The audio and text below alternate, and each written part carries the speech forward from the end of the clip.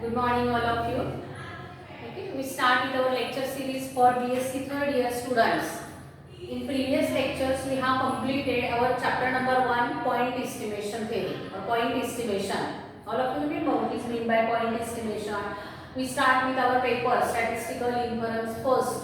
In that first unit, we have completed point estimation. In that definition of estimate, what is meant by estimator, what is difference between estimate and estimator, what are the properties of estimators. For example, unbiased analysis we have seen, efficiency also we have completed, and then consistency we have completed. All these properties in last or in previous lecture we have completed. Now we start with our second unit or second chapter for BSc third year statistical inference first paper, likelihood function. Okay. Now we start with likelihood function. First we discuss what is meant by likelihood function. What is meant by likelihood function? Likelihood function is nothing but joint probability distribution. Okay. How first we have write down definition of likelihood function. Okay. You may write down in your notebook. Let x1, x2, so on up to xn be random sample having PDF or PMF, whether your x may be discrete or continuous. Okay, where theta belongs to parameter space. Then likelihood function. Also you write down joint probability density or joint probability distribution of a random sample x1, x2 up to xn is given by, okay, and which is denoted by likelihood function of a random sample x1, x2, xn is equal to product I is running from 1 to n f of xi theta. Here xi is continuous random variable. Okay.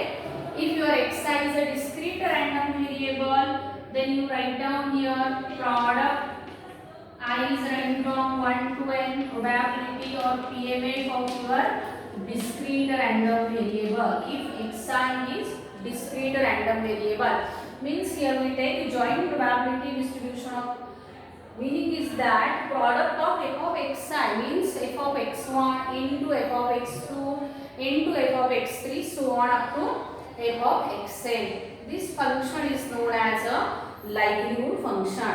Okay. Scientist Cramer defined this likelihood function first time. Okay. Then he gives some certain conditions or certain regularity conditions to this likelihood function.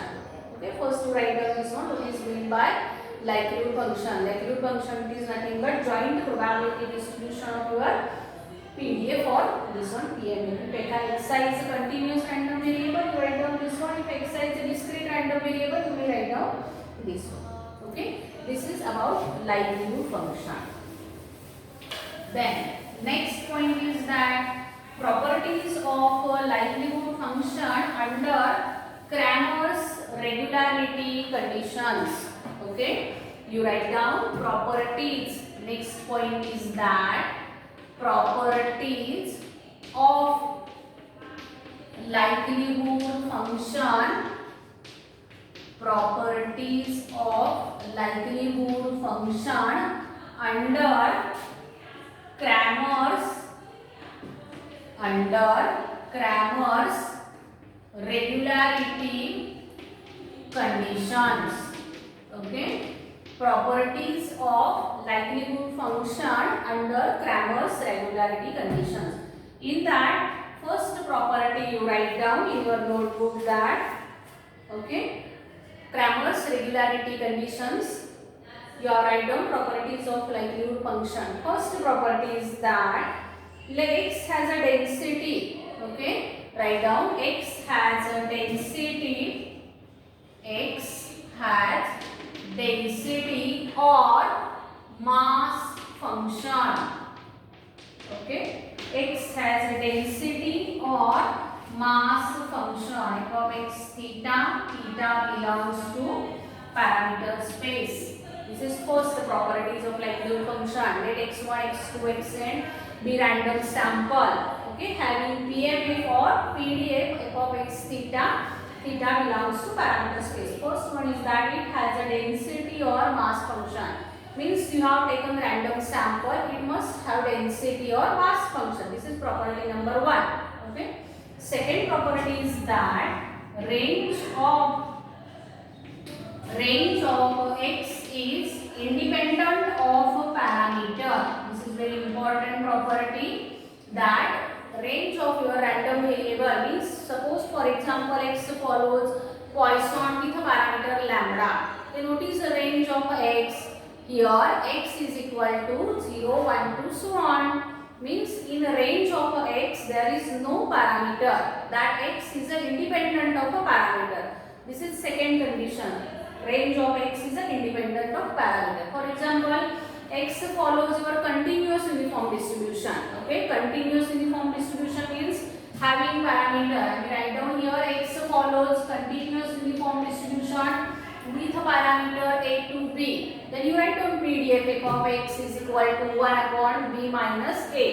And the range of x means a less than or equal to x less than or equal to b. That x depends on your parameter. So in that case we have not used our likelihood function. In continuous uniform, also in discrete uniform, also in double exponential distribution, we cannot use our likelihood function. This is Cramer's regularity conditions. These conditions are very important. First one is that your random variable x has a density or mass function. It may be discrete or continuous. Then the range of x is independent of a parameter. This is your second condition. Third number right now. Third property here right now. Assume that you have to assume that x is real line. Okay, and you have to assume that parameter space is on a real line. You may write down range of parameter space is a real line or interval on real line. Third property write down. Assume that parameter, I may write down here, parameter space is on real line. Okay, your parameter space, this is your third property, parameter space is a real line or interval on real line. This one third property. Okay, this is third Cramer's regularity condition. Then fourth condition is that your derivative must exist. Derivative must exist means fourth number right now. Delta by delta theta log f of x theta exists for all theta belongs to parameter space. This is your third property. Okay, derivative of your likelihood function exists for all theta and also write down for all x. This is fourth property. Okay, first property is that your random variable x has a density. It must have density or mass function. Your parameter space must be on real line. Next condition is that range of a parameter is independent. Range of x is independent of a parameter. And fourth condition is that derivative must exist. Okay. Fifth condition you write down. Delta square by delta theta square log of f of x theta.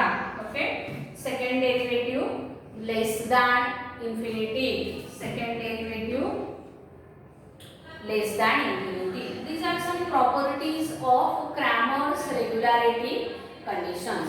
Then next we find out how to find out this likelihood function for various types of distributions.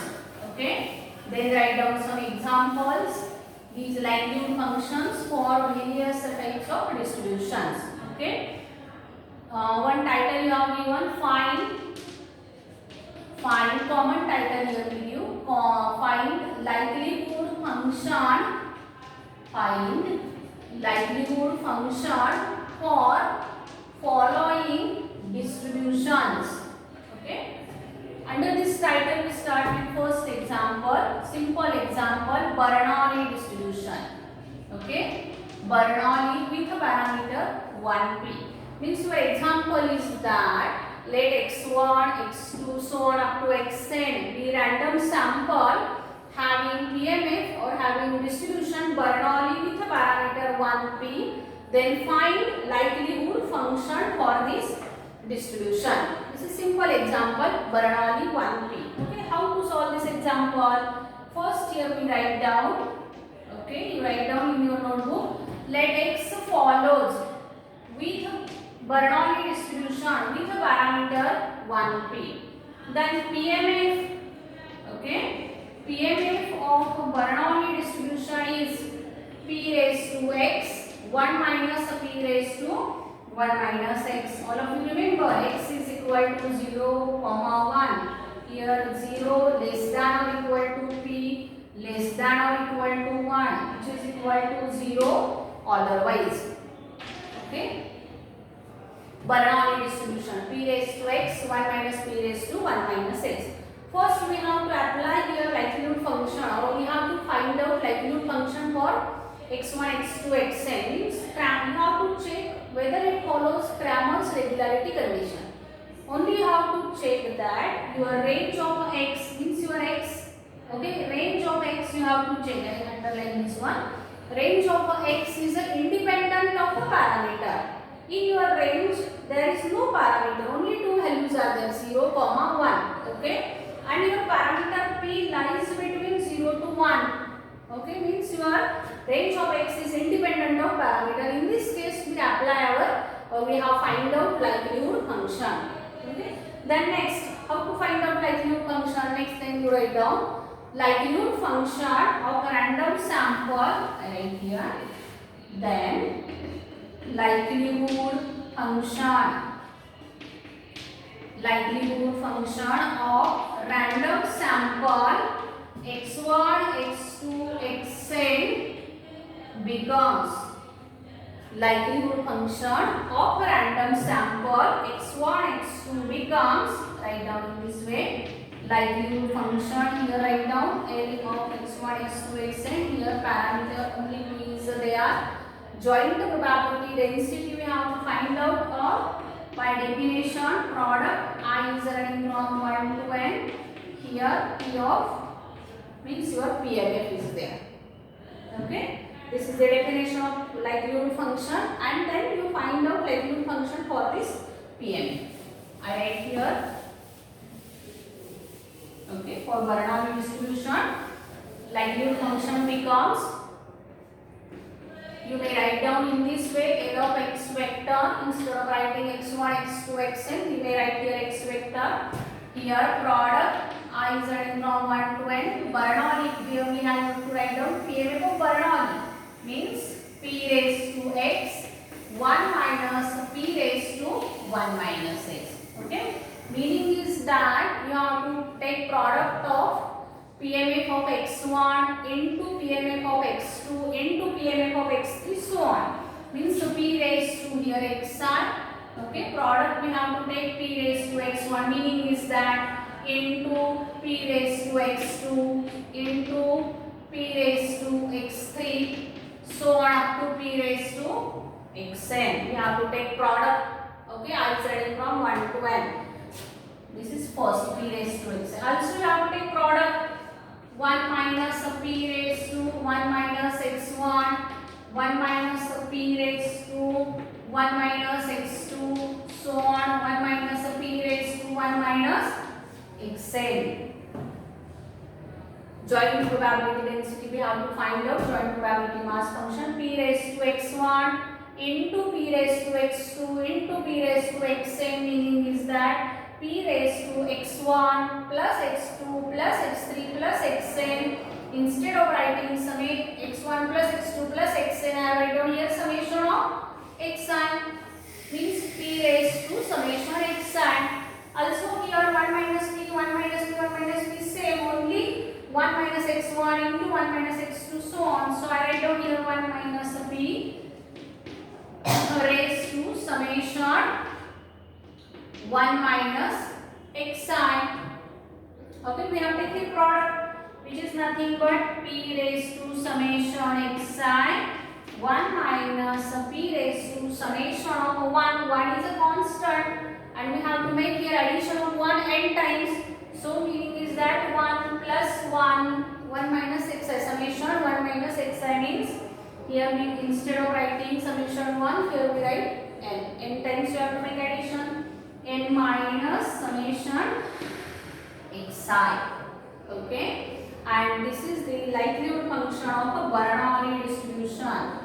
Here you write down the likelihood function of Bernoulli distribution. Okay, means here we take only joint probability of x1, PMF of x1. Also you may write down in this way PMF of x1 into PMF of x2 into PMF of x3 into PMF of xn. Okay, and meaning is that this one. So this is the likelihood function for Bernoulli PMF. Also you write down same in similar way for binomial distribution. Also discrete distributions we cover here. Second example we start with binomial distribution. How to find out likelihood function for binomial distribution. First we have write down PMF of binomial distribution. Okay. Second number, find likelihood function for binomial distribution with a parameter NP. Let x1, x2, xn be random sample. You write down in your notebook. Let x1, x2, xn be random sample from binomial with a parameter NP having PMF. Write down PMF of binomial distribution. Here in binomial there are two parameters NP. Okay, PMF is that NCX p raised to x 1 minus p raised to n minus x. Here x is equal to 0 to and 0 less than or equal to p less than or equal to 1, which is equal to 0 otherwise. Then you write down likelihood function. Here you may write down let x1, x2, xn be random sample from binomial with parameter NP. Then likelihood function of random sample x1, x2, xn becomes, here also you write down product NCX p raised to xn 1 minus p raised to n minus x. Okay. Then you take product. This term NCX1 into NCX2 into NCXn. We may write down similar way product i's are in from 1 to n. NCXn. This is our first term. NCX1 into NCX2 into NC so on xn. First one. Then product p raised to xn in similar way p raised to x1 into p raised to x2 into p raised to xn means here p raised to summation xn. P remains same in each case. So p raised to x1 plus x2 plus x3 plus xn. Then here 1 minus p raised to n as it is minus summation xn. And this is the likelihood function for binomial distribution. Do you understand? But first we have write down PMF of binomial. This is single random variable. For single random variable here we write down PMF and then we take product. Product is giving that first we have write down PMF of x1 into PMF of x2 into PMF of x3 into PMF of xn. Meaning is that product of all this term. So I write down here product of NCXn, product only for this term. Then p raised to summation xn 1 minus p raised to n minus summation xn. In similar way you have find out likelihood functions for all discrete distributions. Means geometric you have covered, negative binomials you have covered, hypergeometric distribution. For all these distributions you have find out likelihood function. Okay, these are some two examples I have taken here for discrete distribution. Then we find out likelihood function for continuous distributions. Okay. Two examples for discrete distribution we have covered. Remaining examples you solve for homework. geometric, hypergeometric, negative binomial. Okay. For discrete uniform distribution, we cannot calculate likelihood function since range of random variable x depends on parameter. Range of x is independent of parameter. This condition is failed in discrete uniform distribution.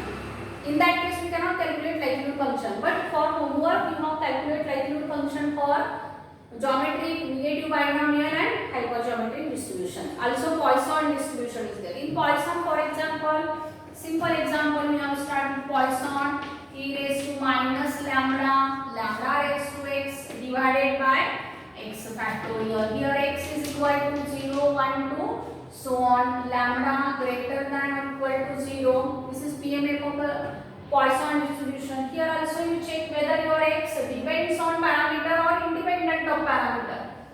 Here the range of x is independent of parameter. Then how to write out likelihood function? In a Poisson case, also here write down product e raised to minus lambda raised to xi divided by xi factorial. Okay. Then you have to take product of e raised to minus lambda n times, meaning is that e raised to minus lambda, so on e raised to minus lambda up to n time. Then product lambda raised to xn, meaning is that lambda raised to x1, lambda raised to x2, so on lambda raised to xn. Also product xi factorial. Product xi factorial means x1 factorial into x2 factorial into x3 factorial, so on up to xn factorial. And then you find out how to find out likelihood function.